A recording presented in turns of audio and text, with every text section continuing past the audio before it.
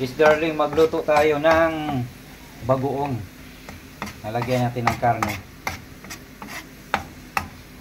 Yan, halo-haloin yan siya. Gawin natin magiging brown siya. Yan. Ito yung aling ano natin. Tapos ilagay na natin ang ating karne. Totally naka ano na siya, laga na. Para mas mabilis matusted siya, matusted.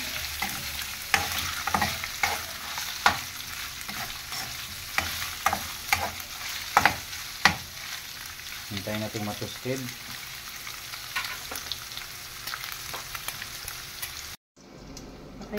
Check na natin, yes darling, yung ating ano, umusok-usok na oh. Yun.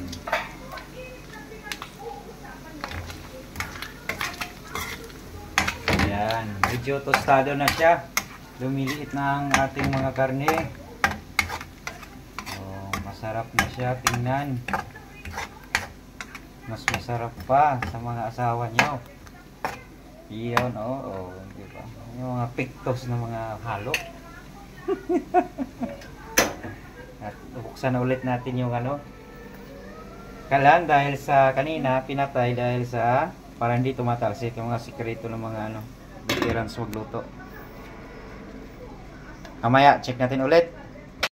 Ayan, yes darling, check natin ulit. Iyo, nag brown na siya oh.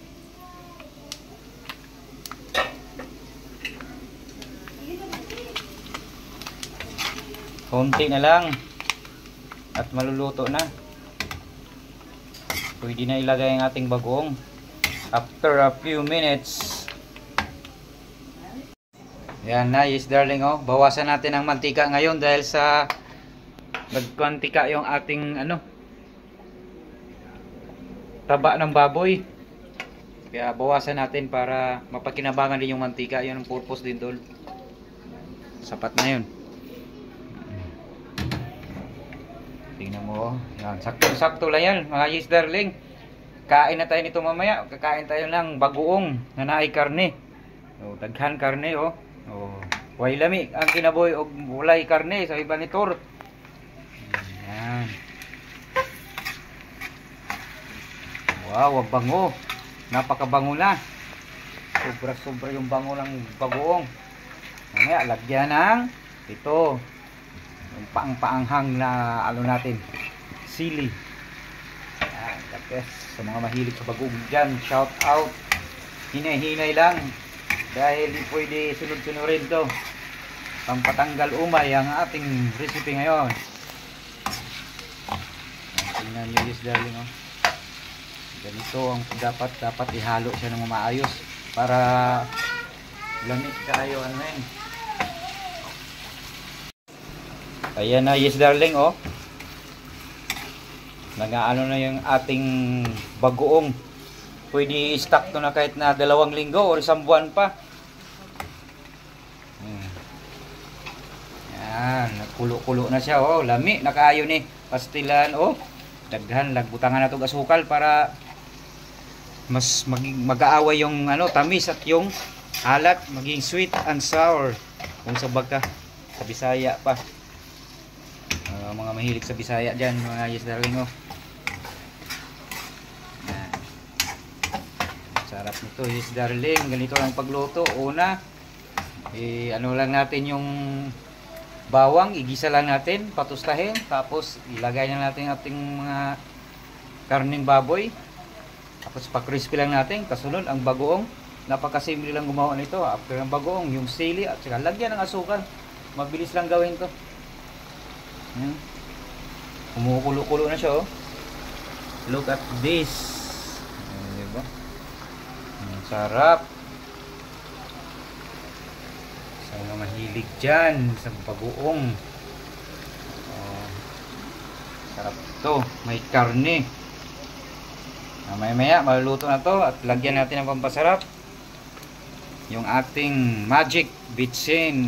Yan, lagyan konti. Yes darling to. Update tayo nito pag maluto na. Yan na. Yes darling, update tayo oh. Hininaan natin ang apoy dahil sa medyo lumalakas na, baka maging pait to. Kaya control lang sa apoy dito. Sakasan natin konti pa. Yan.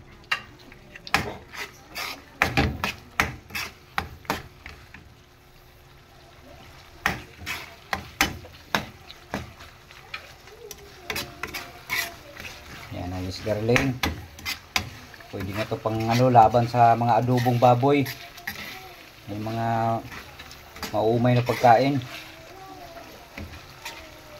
Ang sarap nito. Pwede na. Ito na, yes darling, oh. Luto na ang ating bagoong na may karne. Ito yung pang natin, appetizer sa kakainin natin. Kahit one man, pwedeng ulamin. Ito, oh. Ito na, yes darling. Yan. Ito na ang ating niluluto ngayon. Luto na siya, paits na. Pwede nang kainin. Sterling na, bye-bye. Thank you for watching. Kain tayo, yan o. Bye-bye.